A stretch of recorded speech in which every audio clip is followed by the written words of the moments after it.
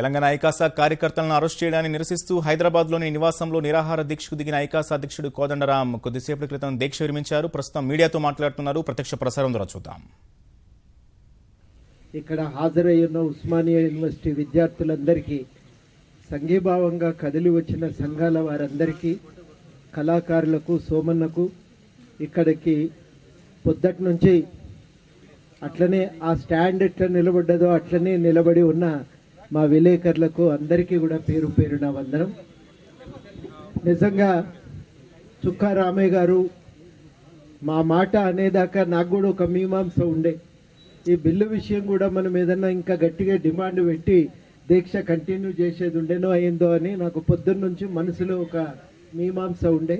కానీ సార్ చెప్పిన విషయం తర్వాత స్పష్టత ఏర్పడ్డది కాబట్టి వారు సూచన మేరకి దీక్షను ఇప్పటికీ మా స్టీరింగ్ కమిటీ సూచన మేరకి దీక్షను ఇప్పటితో ఆపుతున్నాం, కానీ పోరాటాన్ని మాత్రం మేము ఆపట్లేదు.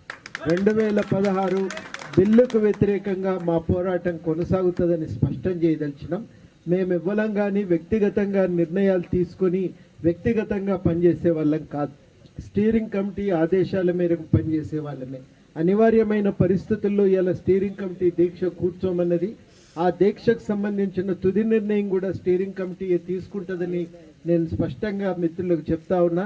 వారి నిర్ణయము చుక్కారామయ్య గారి ఆదేశం మేరకి మేము ఎందుకు ఈ దీక్ష చేయవలసి వచ్చిందో కూడా చెప్పవలసిన అవసరం ఉంది.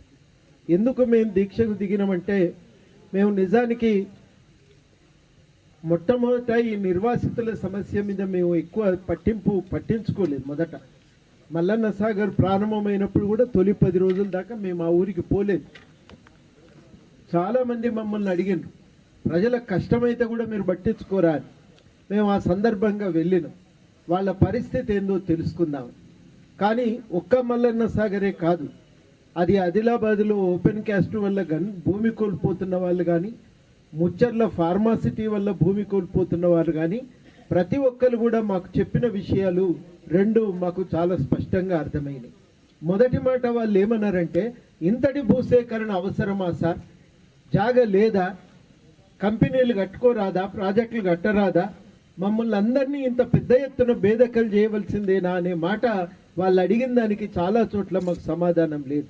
అభివృద్ధి అవసరమే, కానీ అభివృద్ధి పేరుతో ఇంత పెద్ద ఎత్తున నిర్వాసితులను చేయటం కూడా అవసరం లేదనేది అందరికీ కూడా ఒక అభిప్రాయం ఏర్పడ్డది. మల్లన్న సాగర్ ఇంత అవసరమా సార్?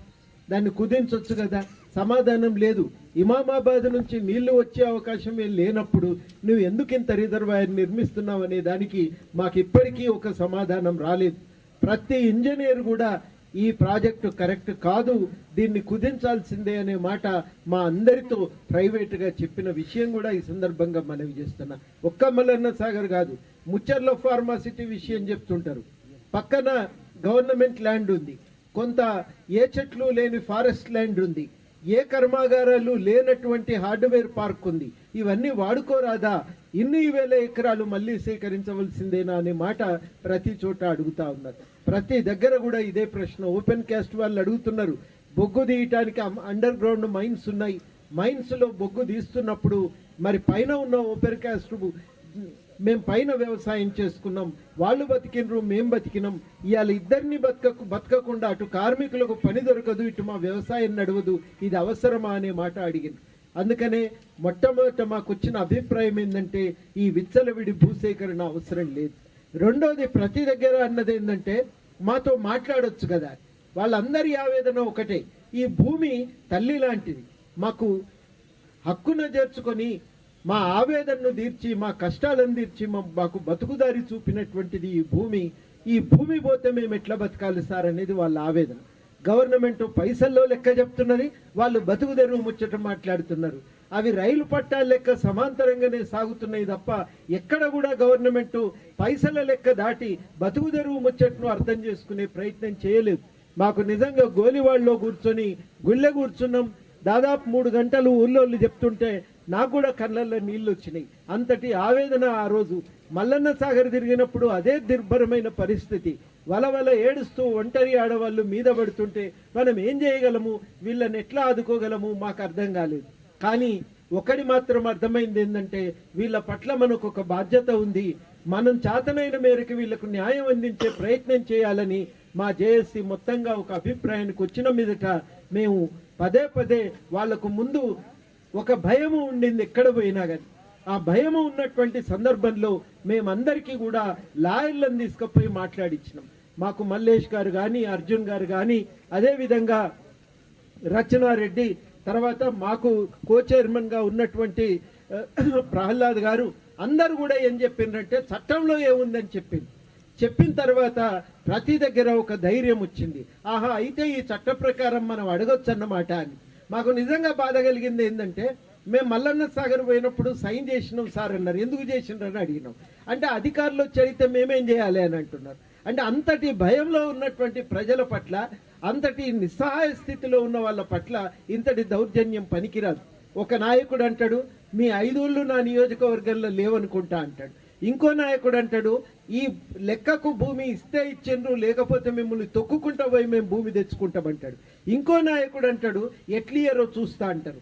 ఒక్క కలెక్టర్ అంటది, మీరు కోర్టుకు పోయి స్టే తెస్తా అని అనుకుంటున్నారు, ఈ మధ్యన కోర్టుకు పోతున్నారని నాకు ఎరికే గానీ స్టే కూడా మేము ఖాళీ చేయించి మీ భూములు గుంజుకుంటాం, మిమ్మల్ని ఎవలాపుతారో చూస్తామని చెప్పి ఇంకొక కలెక్టర్ మాట్లాడతాడు. ఇంకో కలెక్టర్ అయితే ఆఫీసులకు పోతే ముఖంలోకి చూడదు, చెప్పింది వినదు, విసుగు అరుపు తప్ప ఇంకొకటి ఉండనే ఉండదు. ఇంకొక మంత్రి గారి దగ్గరికి పోతే మిమ్మల్ని తొక్కుకుంటా పోతాం కానీ భూమి మాత్రం తీసుకొని తీరేది ఖాయం అంటే ఖాయమని ప్రకటిస్తారు. మాకు ఈ మాటలన్నీ చెప్పి మీరు కనీసం మీరు వచ్చన్నా పోయినరు, ఉండనన్నా ఉండండి, మాట్లాడండి అనే మాట అంటే మాకేమనిపించిందంటే వాళ్ళ అండన ఉండటం అనేది మన అందరికీ ఉన్నటువంటి బాధ్యత. మన కోసం తెలంగాణలో తిరిగిండ్రు, దెబ్బలు తిన్నారు, తెలంగాణ గెలవాలని కోరుకున్నారు, తెలంగాణ ప్రభుత్వం ఏర్పడితే సంతోషపడ్డటువంటి వాళ్ళు ఇంత ఆవేదన చెందుతున్నప్పుడు మేము ఇంతవరకు చేసింది ఏంటంటే, మొట్టమొదట వాళ్ళకు చట్టం పట్ల అవగాహన కల్పించడం, 123 జీవోలో ఉన్న లోపం ఏంటిదో చెప్పినాం. ఖచ్చితంగా 2013 చట్టాన్ని అమలు చేయండి, విచ్చలవిడి భూసేకరణను ఆపండి అని ప్రతి ప్రాజెక్టులో భూసేకరణను తగ్గించుకోవడానికి ఉండే అవకాశాలను ఎత్తి చూపినాం. ఇది మేము చేసినటువంటి కృషి. చివరికి గవర్నమెంట్ జీవోల ద్వారా చేస్తున్న భూసేకరణ కోర్టు తప్పుపట్టిన తర్వాత ఆ చట్టవిరుద్ధమైన చర్యలకి వాళ్ళు చట్టబద్ధం చేసుకునే ప్రయత్నంతో నిన్నటి చట్టాన్ని తీసుకొచ్చింది. అందరం కూడా 2013 ద్వారా న్యాయం పొందొచ్చని కొంతమంది కోర్టుకు పోయినరు, దాని ద్వారా కొందరు కలెక్టర్లతో మాట్లాడినరు, మరికొందరు రకరకాల పద్ధతుల్లో న్యాయాన్ని పొందటానికి ప్రయత్నం చేసిండ్రు 2013 చట్టం ద్వారా. చివరికి జరిగింది ఏంటంటే, ఆ చట్టమే ఆసరా పోతుంటే మరి న్యాయం ఎట్లా జరుగుతుంది అనేటువంటి భయంతో మేము హైదరాబాద్లో వాళ్ళ సమస్యలు వింటే బాగుంటుందని అందరినీ తీసుకొచ్చి ఇక్కడ మాట్లాడించినాం. ఒక తీర్మానంగా ఆ రోజు ఒక ప్రకటన చేసినాం. అక్కడికి న్యాయం కనబడకపోతే చివరికి బిల్లు వస్తుందనుకున్నప్పుడు మేము ఇప్పటి వరకు జేఏసీ ఏ రాజకీయ పక్షాలతో పిలవలేదు. వాళ్ళ వేదికల మీద కొన్ని సమస్యల గురించి తప్ప మేము వేరే రకంగా రాజకీయ పార్టీల వేదికల మీదకి పోలేదు. కానీ మొట్టమొదటిసారి జేఏసీగా అఖిలపక్ష సమావేశం మేము ఏర్పాటు చేసి కనీసం సెలెక్ట్ కమిటీకి నివేదించమని చెప్పండి అన్నాం. సుప్రీంకోర్టులో చాలా చట్టాలు సెలెక్ట్ కమిటీకి నివేదించారు. నిన్న కిషన్ రెడ్డి గారు చెప్పిండ్రు, కాంగ్రెస్ నాయకులు పట్టుబట్టిండ్రు. నిన్న కిషన్ రెడ్డి గారు గట్టిగా పట్టుబట్టిండ్రు, కాంగ్రెస్ నాయకులు మద్దతు ఇచ్చిండ్రు. కానీ ఇతర పార్టీల నాయకులు కూడా మాట్లాడిండ్రు, కానీ సెలెక్ట్ కమిటీకి కూడా నివేదించని సందర్భం. మేము వాస్తవానికి ఈ నేపథ్యంలోనే ఒక ధర్నాకు పిలుపునిచ్చినాం. ఎక్కడి వాళ్ళం అక్కడ మేము ధర్నా నిర్వహించడం అంటే మామూలు ముచ్చట కాదు. అందరి జేబులో ఉన్న పైసలు వేసుకోవాలి, ఎవరికి వాళ్ళం పెట్రోల్ సమకూర్చుకోవాలి, ఆన్నో ఇన్నో బతిల్లాడుకొని కష్టంలో ఉన్న వాళ్ళకు కొంత సహాయం అందించాలి. అది మాకు ఎరుకున్నటువంటి ధర్నా కార్యక్రమం. ఎట్లన్నా చేసి బాధితుల గొంతు వినిపించాలి హైదరాబాద్లో అనే తాపత్రయం తప్ప ఈ ధర్నా ఏదో షో కోసము మా బలాన్ని చూపించడానికి మేము పెట్టుకున్న కార్యక్రమం కాదు. వాళ్ళ గొంతు హైదరాబాద్లో వినబడాలి, వాళ్ళ ఆవేదన మేమొక్కలమే కాదు ప్రతి ఒక్కరూ వినాలనేటువంటి తాపత్రయంతో ఇలా ధర్నా పెట్టుకుంటే మేము నిజంగా డీసీపీ గారు మాట్లాడిన తర్వాత పర్మిషన్ వస్తుంది అనుకున్నాం. కానీ వాళ్ళు వ్యవహరించిన తీరు, అసలు డీజీపీ గారు అంటారు నాకేం తెలియదండి, కమిషనర్ గారు ఇన్స్ట్రక్షన్స్ ఇచ్చిండ్రేమో అంటారు. కమిషనర్ గారు అంటారు నాకేం తెలియదు, అసెంబ్లీలో ఉన్నా అంటారు. చివరికి డీసీపీ గారిని అడిగినాం, ఇస్తే ఇవ్వండి, ఇవ్వకపోతే ఇవ్వకపోండి. నిజంగా పర్మిషన్ రిజెక్ట్ చేసినాక ఎవరన్నా వస్తే అప్పుడు మీరు చర్య తీసుకోండి. కానీ పర్మిషన్ ఇవ్వలేదన్నాక మీరు ఎవరింట్లో వాళ్ళు ఉన్నోళ్ళని పట్టుకురావాల్సిన అవసరం ఏముంది అని అడిగితే దానికి వాళ్ళ దగ్గర సమాధానం లేదు. ఏ ఎస్ఐ కూడా ఎందుకు అరెస్ట్ చేస్తున్నాడో తెలియదు. ఇక్కడ మా వాళ్ళు వచ్చిండ్రు కదా, ఇలా మాట్లాడినరు కదా, అందరు ఎస్ఐలు అంటున్నారు తెలంగాణ అప్పుడు అంటే చేస్తే సార్ ఇప్పుడు కూడా మిమ్మల్ని పట్టుకొచ్చుడు మాకు బాధ అనిపిస్తున్నదని. ప్రతి దగ్గర కూడా జరిగిన తంతు ఇది. నిన్న రాత్రి వదిలిపెట్టిండ్రు. వదిలిపెట్టినాక మళ్ళా పొద్దున్న తెల్లారుజామున 5 గంటల నుంచి అరెస్ట్ చేసిండ్రు. అరెస్ట్ చేసి 1600 మందిని, ఒక్కరిని కాదు ఇద్దరిని కాదు, ఇక మీరు లెక్క పెట్టుండ్రి 1600 మంది జేఏసీగా ఈ ఇష్యూ మీద పనిచేసేటువంటి కార్యకర్తలు, నిర్వాసితుల హక్కుల కోసం నిలబడ్డటువంటి వాళ్ళు, నిర్వాసితుల సంఘాలకు బాధ్యులుగా ఉన్న వాళ్ళను ఎక్కడికక్కడ పోలీస్ స్టేషన్లో పెట్టి మేము ఈడ దీక్ష మొదలుపెట్టినాక సార్ 2 గంటలకు మేము దీక్ష మొదలుపెట్టిన గంటకు అందరిని వదిలిపెట్టారు. ఇక్కడ ఉన్న వాళ్ళందరినీ అడిగినాయి. వెనకాలని ఆకుల సతీష్ ఉన్నాడు.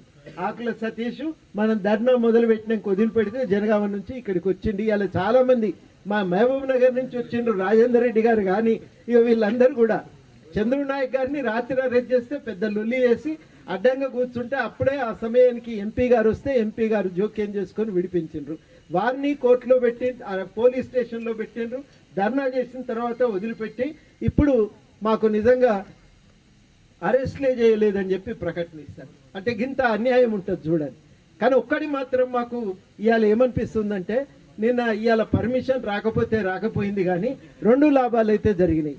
ఒకటి మాకు ఒక్క బాధ ఏముండేనంటే ఈ సలీలబోయి పోలీస్ స్టేషన్లో మనోళ్ళు ఉన్నారంటే మాకు ఇక్కడ బాధ కాదా అనిపిస్తుంది కదా. సోపతిగాళ్ళు ఎంతైనా పొద్దున్న లేసే మూమెంట్లో తిరిగిన వాళ్ళం, వాళ్ళు పోయాడుంటే మన మీద ఇంట్లో రాత్రి నిద్రపోవాలంటే కూడా మాకు మనసు ఒప్పలేదు. మనం సుఖంగా మంచిగా ఎచ్చగా ఇంట్లో ఉంటే వాళ్ళు పోలీస్ స్టేషన్లో ఉండేది. ఏం చేయాలి మరి? తెల్లారి ప్రతి సార్కు కిషన్ రెడ్డి గారికి చెప్తే వారు నిన్న అసెంబ్లీలో మాట్లాడినరు. అందరికీ చెప్పినాక లాస్ట్కి ఇక గత్యంతరం లేక మనోళ్ళందరూ ఏమన్నారంటే ఇక ఒక్కొక్క ఎస్పీకి ఫోన్ చేసుకుంటే ఎంతకాలం గడుపుతాం సార్, ఇక్కడ దీక్ష చేద్దామన్నారు. గట్ల దీక్షకు దిగవలసి వచ్చింది. అట్లనే నిన్నటి బిల్లు పాస్ అయిన తీరు చాలా అన్యాయం. అది నిజంగా ఏ రూపకంగా వస్తుందో ఏమవుతుందో ఎవరికి అర్థం కాదు. ఒక నాయకుడు లేసి మాట్లాడే లోపే మైక్ కట్ అయిపోతుంటుంది. ఇట్లాంటి ఒక పద్ధతిలో అసెంబ్లీ అంటే అందరికీ న్యాయం జరిగేటువంటి రీతిలో ఉండాలి, అందరికీ విశ్వాసం పెంచేటువంటి రీతిలో అసెంబ్లీ వ్యవహార శైలి ఉండాలని కోరుకున్నాం. ఏమైతుండే సెలెక్ట్ కమిటీకి పెట్టి 3 రోజులు టైం ఎవరికి అభ్యంతరం లేదు. కానీ 3 రోజులు మాట్లాడుకుంటే కొంతలో కొంత అయినా న్యాయం జరగటానికి ఒక అవకాశం ఉండేది కదా. ఇవాళ ఒక అన్యాయమైనటువంటి బిల్లు రాష్ట్ర ప్రభుత్వం చేసింది. అది ఎట్లా నిలవదు. కానీ నిలవదని మేము కూర్చోటానికైతే సిద్ధంగా లేం. 2 విషయాలు స్పష్టం చేయదలిచినాం. అన్యాయమైనటువంటి బలవంతమైనటువంటి భూసేకరణను మేము వ్యతిరేకిస్తాం. ఖచ్చితంగా అభివృద్ధిని మేము కోరుకుంటున్నాం. కానీ అభివృద్ధి కోసం త్యాగం చేసిన పట్ల ఎంత గౌరవం ఉండాలనో ఆ గౌరవాన్ని ప్రభుత్వం ప్రదర్శించట్లేదు. వాళ్ళేమంటుండ్రంటే నీ ఒంటి మీద బట్టలతో నీ పొలంతో నువ్వు వదిలిపెట్టి నువ్వు వెళ్ళిపోయి ఏడబోతావు, మాకు అనవసరం, చేతిలో పైసలు పెడతామని చెప్పి వాళ్ళు అంటున్నారు. మేమేమంటున్నామంటే అది కాదు, ఆగం చేయొద్దు, వాళ్ళకు బతుకుదెరువు చూపాలి, అది నీ బాధ్యత అని చెప్పి మేము ప్రభుత్వాన్ని అడుగుతున్నాం. ఈ బాధ్యతలను గుర్తు చేయటానికి మేము ఖచ్చితంగా పనిచేస్తాం. ఇవాళ జరిగిన 2వ లాభం ఏంటంటే అందరం ఒక్కటైనా ఒక్క దగ్గరికి వచ్చినవిగా, ఒక్క దగ్గరికి ఒక్క చెట్టు పూల లెక్కనే ఇవాళ అందరం ఒక దగ్గరికి కూడినాం.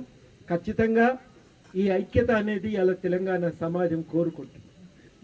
న్యాయం కోసం ఐక్యంగా ఉండాలనేదే ఇవాళ తెలంగాణ సమాజంలో ఉన్న భావన. ఒక్క ఈ విషయంలో కాదు, ఎక్కడనైనా సమస్యల మీద పరిష్కారం కోసం కొట్లాడేటప్పుడు న్యాయం కోసం అన్ని శక్తులు ఐక్యం కావాల్సినటువంటి అవసరం ఉంది. రేపు విద్యారంగ సమస్యల మీద కానీ, లేకపోతే వైద్య రంగ సమస్యల మీద కానీ, పిల్లలకు ఉపాధి కల్పన విషయంలో కానీ మా కార్యాచరణ ఐక్యంగానే ఉంటుందని ఇవాళ మాకు వచ్చిపోయిందంటే మీరు మామూలుగా అనుకోకండి. మీరు ఎవరెవరు ఇక్కడికి వచ్చిపోయినరో తెలంగాణ ప్రజల్లో అంతటి ఊరటను ధైర్యాన్ని కల్పించిండ్రని సందర్భంగా చెప్పదలిచి ఆఖరుగా ఒక మాట జాన్ పాల్ సార్త్ర్ అని ఫ్రాన్స్లో ఒక పెద్ద ఫిలాసఫర్, ఫ్రాన్సు సమాజానికి మార్గనిర్దేశన చేసినవాడు. ఆయనను అరెస్ట్ చేద్దామని ఒక సందర్భంగా గవర్నమెంట్ అనుకుంటే ఫ్రాన్స్నే అరెస్ట్ చేసినట్టు అని అప్పుడు సైనికులు చెప్తారు. సార్త్ర్ ఒక గొప్ప మాట అంటాడు. ఏమంటాడంటే ఒక గవర్నమెంట్ నిర్బంధానికి దిగుతున్నదంటే ఆ గవర్నమెంట్ తన మీద తాను నమ్మకం కోల్పోయినట్టు.